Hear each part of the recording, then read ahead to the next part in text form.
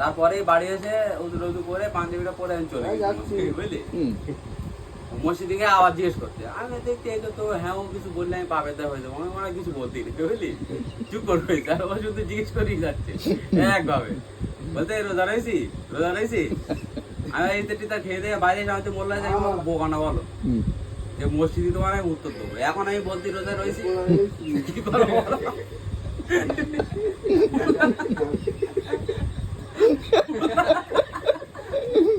মানে মসজিদে বলতো মিথ্যে কথা বলতে পারবি না। মিথ্যে কথা মসজিদে তো বলা যায় না, বলা যায় একটা জেলে শুনে লোক কি করবো হ্যাঁ।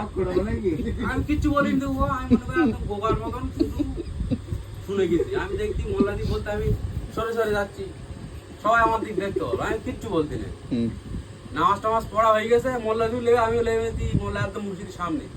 আমি তো বলে যে এইবার বলো আমি রোজায় আছি, ঠিক আছে।